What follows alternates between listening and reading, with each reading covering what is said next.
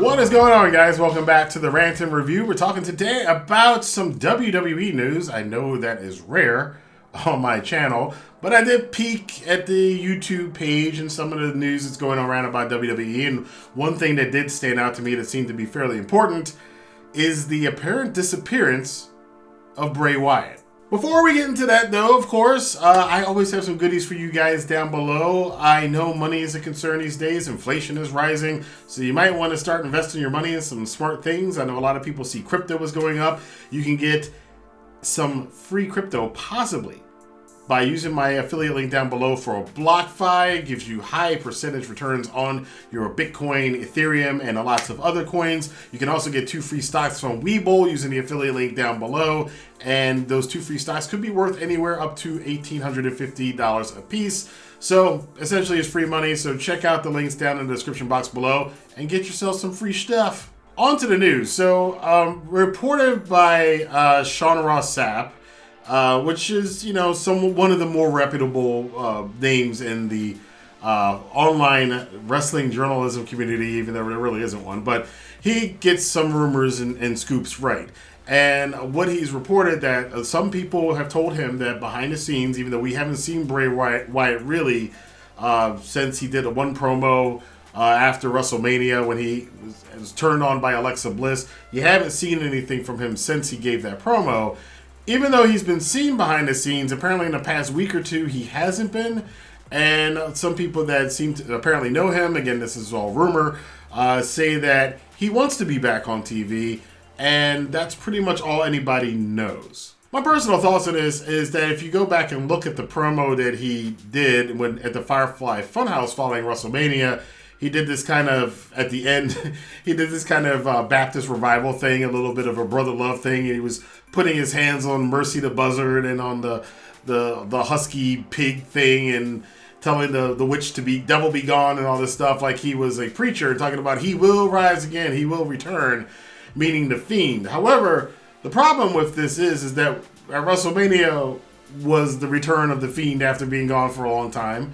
He was defeated by Randy Orton at WrestleMania, which nobody expected. There was this weird bleeding thing from Alexa Bliss. She's been on TV a lot, but the Fiend hasn't. Bray Wyatt hasn't. Now, whether or not he's coming back as a new character, whether it's a, you know, kind of a modern take on Brother Love or some Baptist revival variation that Bray Wyatt will do, it's yet to be seen. But I will say this, I thoroughly have enjoyed the Fiend character. And I know there's, again, as with everything in the wrestling community, there's this group of fans that hate everything.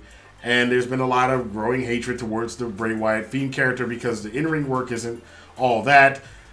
To that I say, sometimes if some of these fans had been around back in the day, The Undertaker would not be what he is today as a legend. Because The Undertaker, for the first several years he was a WWF character, moved very slowly. The matches weren't anywhere near being like starred matches or match of the years or anything. It was his character, and the matches didn't need to be very long. They needed just to get the story across. And for story-based characters like The Fiend, like Kane, like The Undertaker, and you know, some other characters in the past, it really isn't about the in-ring work. They're there to do another thing on the card. They're not there to be Ricky Steamboat or Bret the Hitman Hart. They're there to be something people go, man, that was creepy, you know? So I don't know where Bray is going. I don't think anybody knows right now.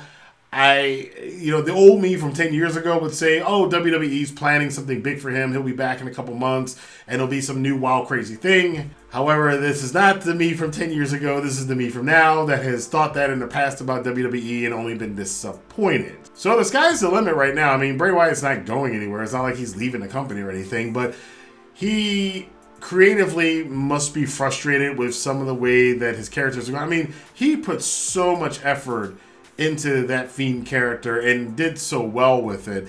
And I don't think that WWE really tapped into storyline-wise what they could have done with the character. Now, presentation-wise, the Fiend is one of the coolest things. I mean, it was one of the few things at that SummerSlam when it debuted a couple years ago that I was like, that is what I expect from sports entertainment.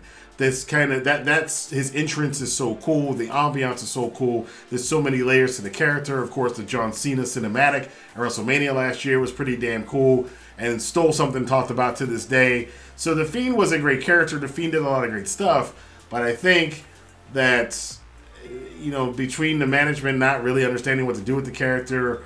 Maybe I don't think Bray's run out of ideas, but maybe Bray can't get the stuff that he wants to get done. Who knows? We'll find out sometime in the future, I guess. And the fans always thinking, there's a certain thing when something gets to a point where a lot of people are excited about it, and that doesn't matter if it's Roman Reigns, if it's AEW, or in this case, The Fiend. If 99% of the wrestling audience thinks something is really good, it'll take a couple weeks before some people will see that and go, no, actually, it is bad. And then other people will go, oh yeah, I want to be on the cool kid side. Actually, it is bad. It's not bad. The Fiend wasn't bad. The Fiend did what The Fiend was supposed to do. And again, like I said, The Fiend was a very modern take, in my opinion, on what the original Undertaker concept was, which was a character wrestler who wasn't going to be wrestling 5-star matches.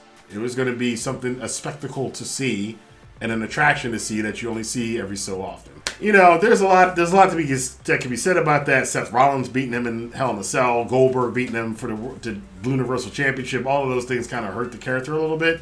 But here's my hope is that he comes back, because Bray Wyatt is one of the few things in WWE that I look forward to seeing when I do watch it.